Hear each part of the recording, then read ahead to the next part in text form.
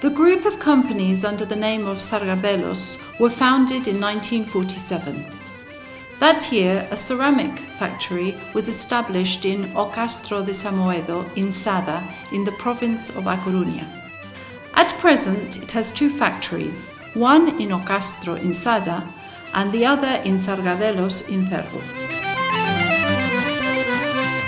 All of this goes back to many years ago, when Antonio Raimundo Ibáñez, the Marquis of Sargadelos, realizes that there is an abundance of energy and raw materials.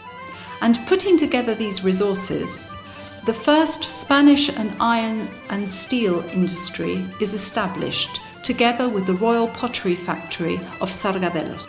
On our visit to the production plant, we can see the design section, the creation of molds, the preparation of ceramic pastes, slip casting, removing the items from their molds, measured production, first firing, underglaze, coating and glazing, vitrification, on-glaze, dispatch.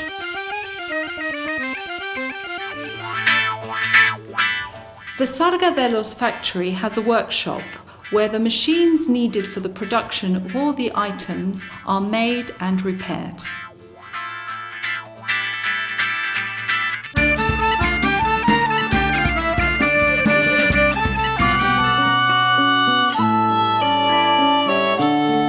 The design section is one of the most important areas of the process, as it is in charge of creating ideas.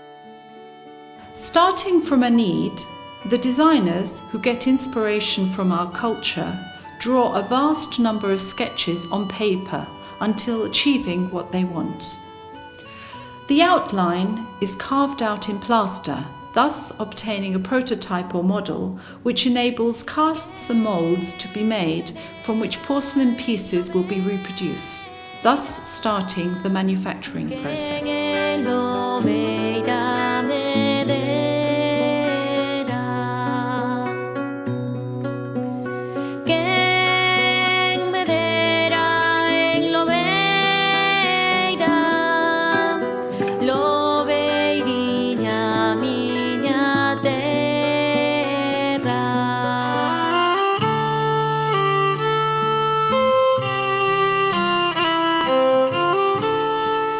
In the mould section, all the previously made casts are stored, and from these the moulds are made following a simple procedure. To make a mould, we place the different types of casts in such a way that we can fill their interior with liquid paste. Once set, we take away the mould and revise it manually, correcting its imperfections. This mould manufacturing process can be carried out in several different ways, according to which type of item we want to make. The procedure will always be the same. Fill the cast with plaster and wait for it to set, and then remove it from the mould. With this, we will have the necessary mould prepared to make the porcelain pieces.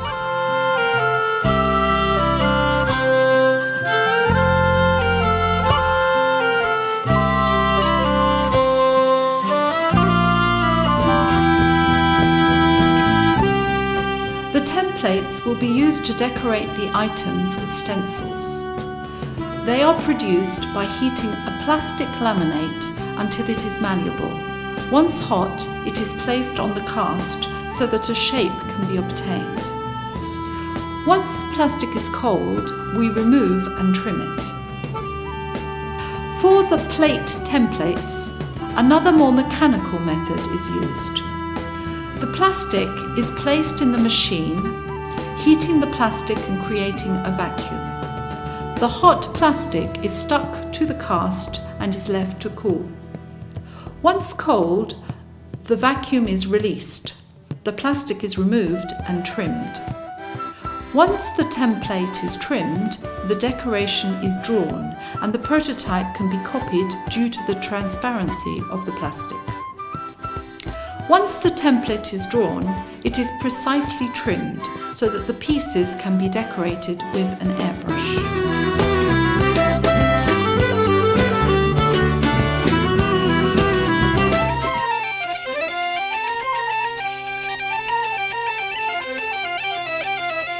Two types of paste are made, one liquid and the other modelling, using the raw materials of kaolin, quartz and feldspar. First, the materials are mixed, weighing each one and adding them to the grinder where they are ground and kneaded with water. Later, the resulting dough is sieved, separating any particles that are larger than 1/10 of a millimetre. The liquid paste is stored in tanks so that it can be used in the slip casting process. Next, it is introduced into the filter press so that the excess water of the paste can be removed. The modelling paste is sent to a vacuum pug, where the excess air is removed whilst it is mixed, resulting in the formation of a compact cylinder.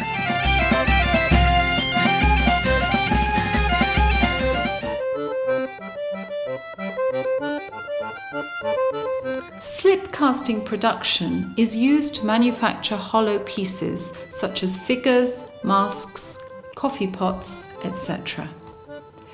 The liquid paste is poured into a completely sealed mould with porous walls which absorb the water, so that a fine layer sticks to these, producing the exterior part of the piece. After testing the thickness of the piece, the excess liquid is removed. There is shrinkage due to the water loss, which facilitates the removal of the piece from the mould. The parts that make up the mould are removed and the item is ready to be dried.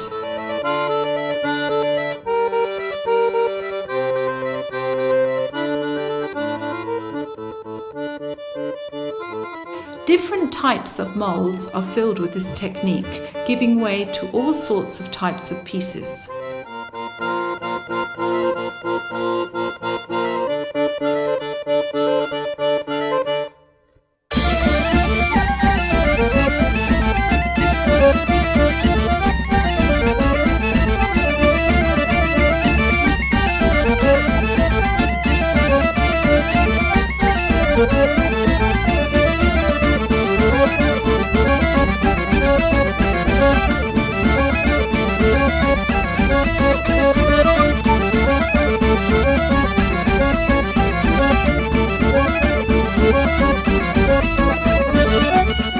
Details such as the handles, spouts, heads, arms, etc. are hand finished. These are stuck directly onto the piece and allowed to dry to achieve consistency.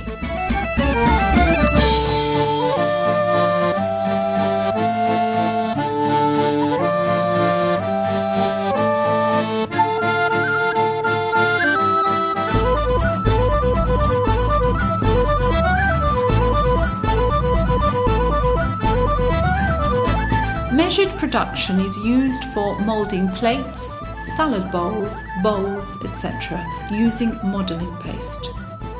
To manufacture plates, a slice of paste is placed on a mould with a rotating base. This makes up the internal part of the piece, and at the same time the calibrating axis, using a gyrating movement, is lowered to form the shape of the external part of the plate. The bowls or salad dishes are made by putting the modelling paste into a hollow mould. This time the calibrating axis forms the internal part. With measured production, plates with different embossed patterns can be manufactured using a mould made with this in mind.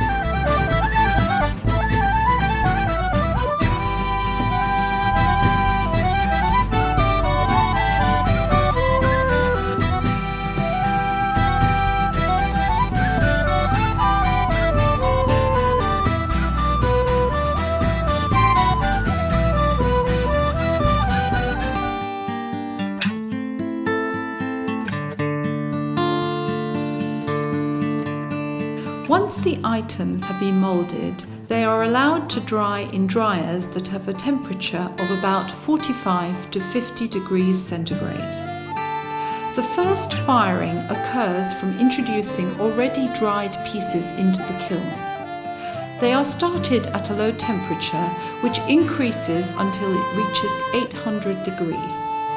They are then allowed to cool down gradually.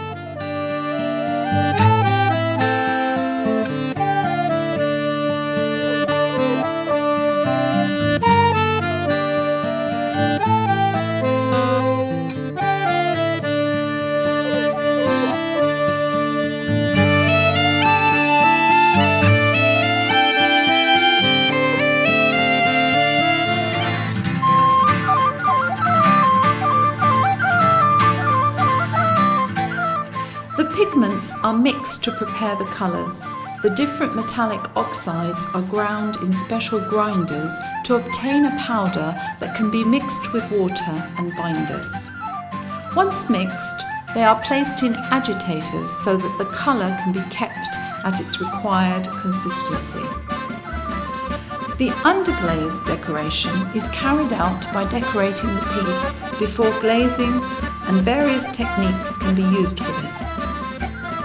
This can be done by hand using a paintbrush or using an airbrush and placing a stencil on the item so as to reproduce the decorative motifs.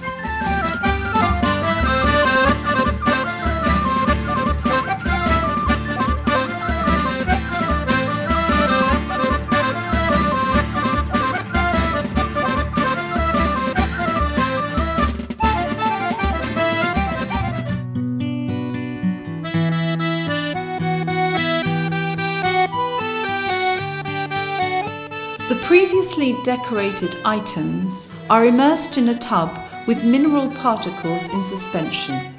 The decoration is momentarily invisible because the coating is opaque. Once the items are dry and their bases are clean, they are then ready to go into the kiln.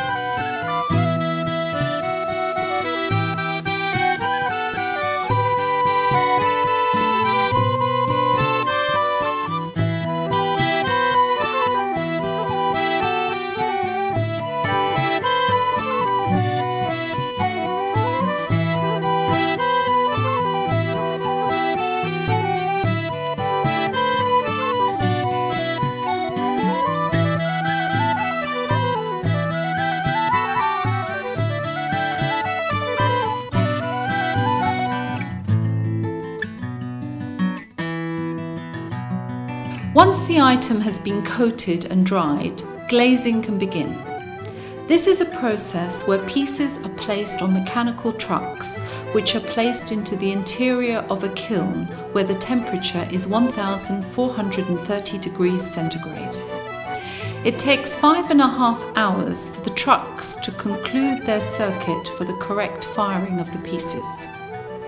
Once finished, they come out from the rear of the kiln and go back to the beginning for the selection of pieces. The result is an item which has a very fine transparent layer that not only protects but gives a shine.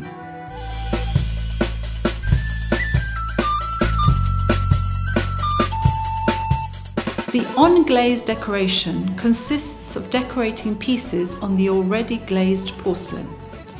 In the same way as the underglaze decoration, there are several methods for decoration: by brush for more precise detail, or to emphasize details on items that had been previously airbrushed. They can also be airbrushed using stencils, especially when a piece needs color to cover a large area. Another method is using ceramic transfers, which are superimposed on the pieces with water. These are carefully positioned so that there is no water left under their surface. All the pieces that have been decorated before on-glazing must be baked for a third time.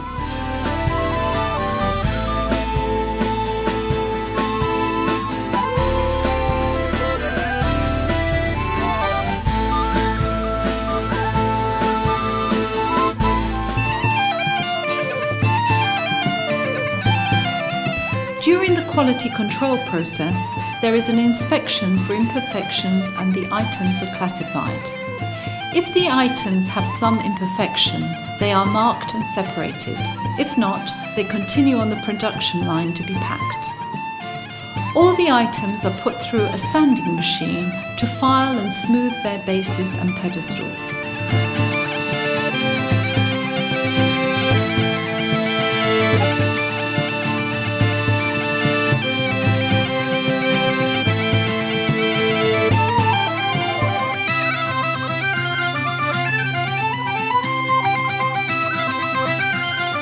Once the pieces have passed the quality control, they are stored and packed according to the orders.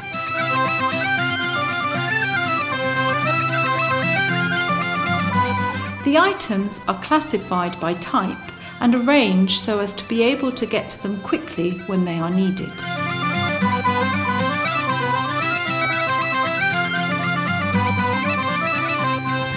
When an order is carried out, the items are correctly packed so that they could be sent out.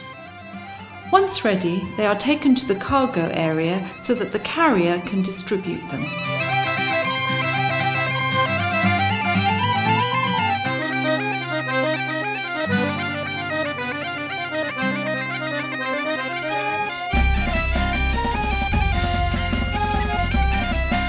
Once transported, the items can be seen in galleries, shops and exhibitions. Thousands of pieces, some of them numbered, are on sale in many shops. Sargadelos ceramics have a great social interest as a symbol of Galicia.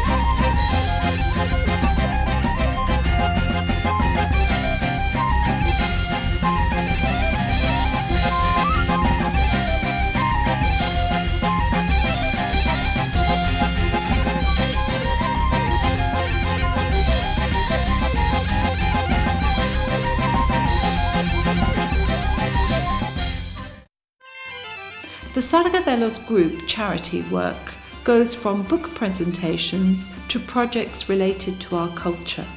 These events are normally carried out in the principal galleries of our community. Other charitable events, such as teaching children about the manufacturing process, are carried out at our own factory. Sargadelos has stores in A Coruña, Ferrol, Santiago, Lugo, Orense, Vigo, Pontevedra, Madrid and Barcelona.